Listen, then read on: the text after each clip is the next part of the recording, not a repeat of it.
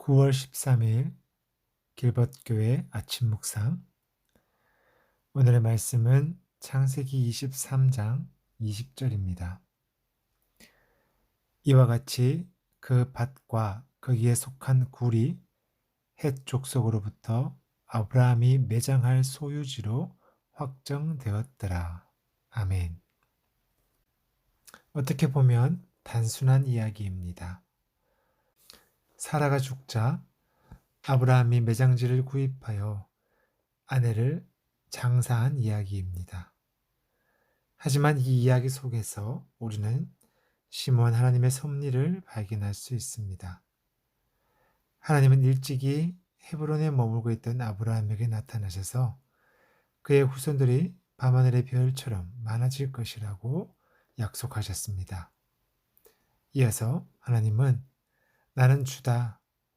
너에게 이 땅을 주어서 너의 소유가 되게 하려고 너를 바벨로니아의 우르에서 이끌어내었다 라고 말씀하셨습니다. 하지만 그 후손과 땅의 약속은 쉽게 이루어지지 않았습니다. 이삭이 태어나기까지는 수많은 우여곡절이 있었습니다. 가나안 땅은 고사하고 아내를 묻을 땅조차 없었습니다. 그렇게 약속의 땅에서 나그네로 머물던 아브라함에게 드디어 하나님의 약속 안식처가 실현되었습니다. 막벨라 굴. 하나님의 약속은 계속되었고 아내 사라의 죽음에서 실현된 것입니다. 하나님이 약속하신 가나안의 땅의 1000분의 1 혹은 10,000분의 1도 안 되겠지만 막벨라 굴 이것은 하나님의 약속의 시드머니 종잣돈이 되었습니다. 이것이 아브라함의 복이 아닐까요? 어쩌면 하나님이 말씀하셨던 복의 근원이 되리라는 말씀의 실현이 바로 막벨라 굴입니다. 성경이 이야기하는 복은 언제나 완성품으로 주어지기보다는 가능성으로 주어질 때가 많습니다. 복을 뜻하는 단어 바라크는 하나님 앞에 무릎을 꿇다라는 의미입니다. 곧 하나님 앞에 있는 것 엎드리는 것이 복이라는 것이죠. 하나님 앞에 무릎을 꿇다라는 의미와 함께 바라크는 생산과 번영과 번식의 뜻을 내포하고 있습니다. 곧 성경의 복은 이미 멈춘 것이 아니라 아직 계속이라는 가능성이라는 거죠. 그 가능성, 그 사람이 어디일까요? 그렇습니다. 하나님께로입니다. 갈대아 우르에서 아브라함과 사라에게 하나님의 약속이 주어졌습니다. 그리고 헤블론 막벨라 굴에서 이제 그 약속이 실현되기 시작합니다. 그 시작된 하나님의 약속은 이제 가나안 땅 전역으로 확장되고 확장되어 지금 우리에게까지 이어지고 있는 것입니다. 히브리서 11장 40절에 믿음의 선배들이 믿음을 소개하면서 이렇게 말씀합니다. 하나님께서 우리를 위하여 더 좋은 계획을 미리 세워두셔서 우리가 없이는 그들이 완성에 이르지 못하게 하신 것입니다. 아멘. 막벨라 굴에서 실현되기 시작된 그 하나님의 약속이 우리에게까지 계속해서 자라야 함을 말씀합니다. 한순간도 끊겨서는 안 될 믿음의 역사, 희망의 역사를 말하고 있습니다.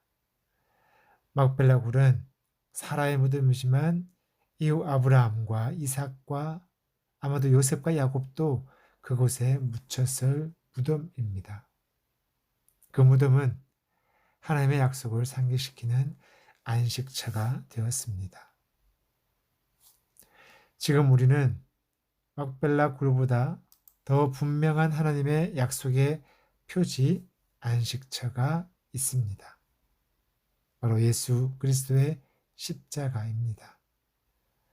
로마의 사형 제도 중 하나였지만 수치였고 치욕이었으며 부끄러움이었지만 하나님을 믿는 우리에게는 하나님의 약속입니다. 믿는 자들에게는 거리끼거나 미련한 것이 아니라 분명한 길이 되었습니다. 히브리스는 말씀합니다. 믿음의 주요 온전하게 하시는 이인 예수를 바라보자. 하나님의 복은 세상의 눈에는 절망처럼 보일 것입니다.